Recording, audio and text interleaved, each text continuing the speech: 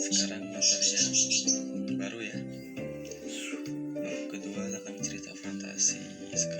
Kalian mencatat hal yang penting saja, ditulis yang rapi menggunakan pulpen.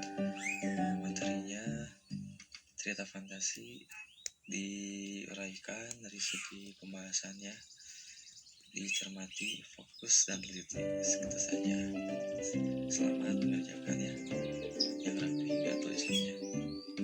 Sekian dari Bapak. Wassalamualaikum warahmatullahi wabarakatuh. Di dalam merencanakan cerita, langkah awal yang harus kita lakukan yaitu menemukan ide penulisan. Bagaimana menemukan ide cerita fantasi? Menemukan ide cerita fantasi dilakukan dengan cara mengamati objek nyata, lalu diberi imajinasi. Caranya adalah terlebih dahulu melakukan pengamatan terhadap objek atau peristiwa di sekitar kita.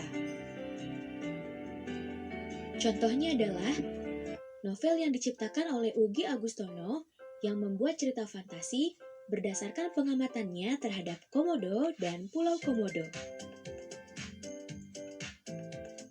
Dari mana ide cerita fantasi tersebut didapatkan? Cerita fantasi tersebut didapat dari sebuah pengamatan. Seperti halnya kisah yang diciptakan oleh Ugi Agustono, yaitu cerita fantasi yang lahir dari pengamatan mendalam suatu daerah dengan kehidupan unik Komodo. Ugi Agustono mengadakan pengamatan secara mendalam terhadap Pulau Komodo dengan komodo-komodonya. Dari pengamatan tersebut, lahirlah cerita fantasi.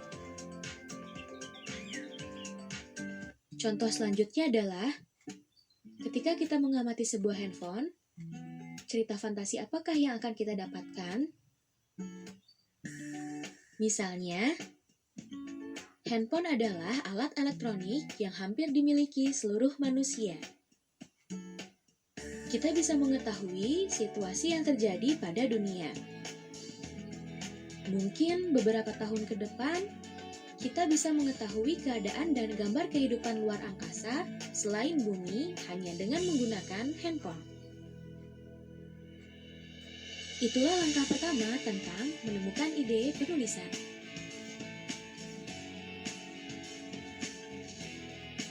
Langkah kedua adalah penggalian ide cerita fantasi dari membaca.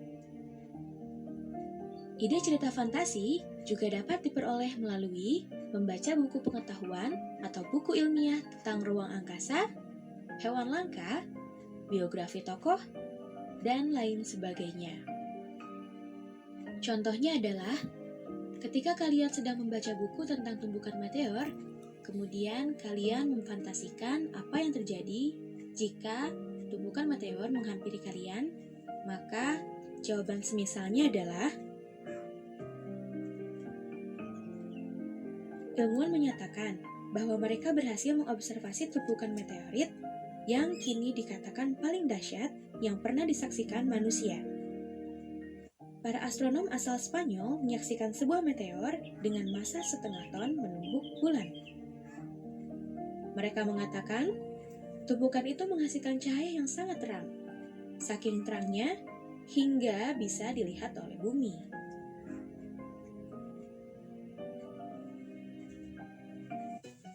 Ide cerita fantasi juga dapat diperoleh dari pengalaman mitos-mitos lokal atau daerah. Joko Lelono, dengan pengalamannya dan hasil bacaannya tentang mitos lokal, melahirkan cerita fantasi yang berjudul Misteri di Balik Pohon Kenari. Ceritanya seperti ini. Nono ketakutan. Kenapa dia bisa tersesat di dalam sebatang pohon kenari? Padahal, dia hanya ingin mengambil sepedanya yang tersandar di sana. Dan, siapa pula anak berkulit hitam misterius yang memancingnya ke sana? Nono ingin keluar, tapi di dalam pohon itu membentang dunia berbeda. Dia tiba di zaman Belanda. Itu belum seberapa. Masih banyak hal-hal aneh lainnya. Misalnya, gadis bermata biru cantik yang bisa berubah menjadi burung kenari. gerombolan semut hitam, anak rembulan. Dunia macam apa ini? Nono ingin sekali kembali ke rumah kakek buyutnya yang nyaman di Blingi.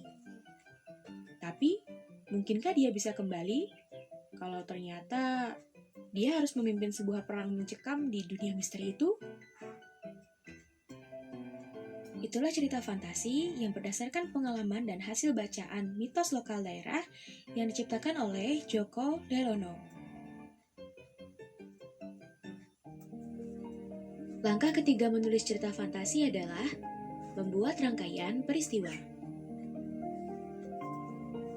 Dari ide yang sudah kalian temukan, buatlah rangkaian peristiwa sehingga terciptanya cerita fantasi yang unik. Contoh ide dimulai dari ide cerita, misalnya bertemu pahlawan yang memprotes kemalasan generasi muda zaman sekarang. Temanya, pemuda yang malas akan menimbulkan kehancuran bangsanya. Rangkaian cerita yang terkandung dalam cerita tersebut yaitu, yang pertama, tokoh dihukum guru karena tidak menyerahkan tugas. Tokoh selalu menunda tugas sehingga dihukum guru untuk membaca buku biografi. Rangkaian cerita yang kedua, ke perpustakaan mencari buku. Yang ketiga, buku biografi para pahlawan seakan hidup dan menyeret tokoh masuk dalam masa peperangan. Yang keempat, tokoh bertemu dengan Bung Tomo dan